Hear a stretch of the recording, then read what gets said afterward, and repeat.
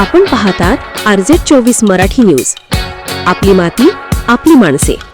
Anglo Urdu हायस्कूलच्या गुणवंत विद्यार्थ्यांचा Altaf Qureshi and friends सर्कलतर्फे गौरव. निजामपूर जैतानी प्रतिनिधी. येथील अँग्लो उर्दू हायस्कूलमध्ये SSC म्हणजे 10वी परीक्षेत घवघवीत यश संपादन केलेल्या विद्यार्थ्यांचा Altaf Qureshi and friends circle Jaitani यांच्या वतीने विशेष गुणगौरव सोहळा आयोजित करण्यात आला होता. या कार्यक्रमात यशस्वी विद्यार्थ्यांना सन्मानित करून त्यांच्या पुढील वाटचालीस शुभेच्छा देण्यात आला. यशाची भरारी हे आहेत गुणवंत विद्यार्थी. 10वीच्या परीक्षेत शाळेतून अरबिना गफ्फार शेख हिने 78.00% गुण मिळवून प्रथम क्रमांक पटकावला.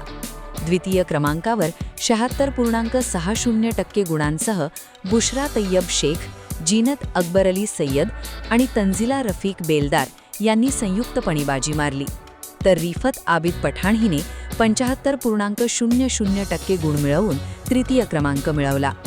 या सर्व गुणवंतांना पवित्र कुराण आणि शाल देऊन मान्यवरांच्या हस्ते गौरविण्यात आले. शिक्षकांचाही सन्मान. विद्यार्थ्यांच्या या यशात मोलाचा वाटा उचलणारे वर्ग शिक्षक कुरेशी माजिद सर यांचाही नॅशनल एज्युकेशन सोसायटीचे चेअरमन व माजी सरपंच पठाण सलीम खान यांच्या हस्ते विशेष सत्कार करण्यात आला. मान्यवरांची उपस्थिती.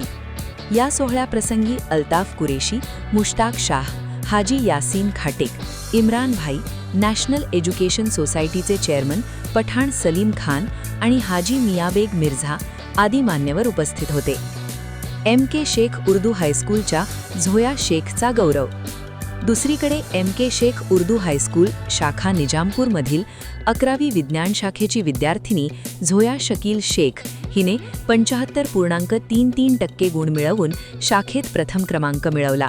तिच्या या यशाबद्दल निजामपूरचे माजी उपसरपंच हाजी ताहिर बेग मिर्झा, अल्ताफ कुरेशी, मुश्ताक शाह आणि माजी ग्रामपंचायत सदस्य तय्यब बेग मिर्झा यांच्या हस्ते तिचा सत्कार करण्यात आला. राजकीय क्षेत्रातून कौतुकाचा वर्षाव. 10वीत 78% गुण मिळवून प्रथम आलेल्या अरबिना गफ्फार शेख हिचे राष्ट्रवादी काँग्रेस पार्टीचे निजामपूर शहराध्यक्ष तय्यब बेग मिर्झा यांनी विशेष अभिनंदन केले असून ग्रामीण भागातील विद्यार्थी शिक्षण क्षेत्रात नाव उज्ज्वल करत असल्याबद्दल आनंद व्यक्त केला आहे. आपल्या परिसरातील बातम्यांसाठी संपर्क करा. मुख्य संपादक वसीम शेख. मोबाईल 8149797961. बातम्या आवडल्यास लाईक करा, कॉमेंट करा आणि सबस्क्राईब करायला विसरू नका.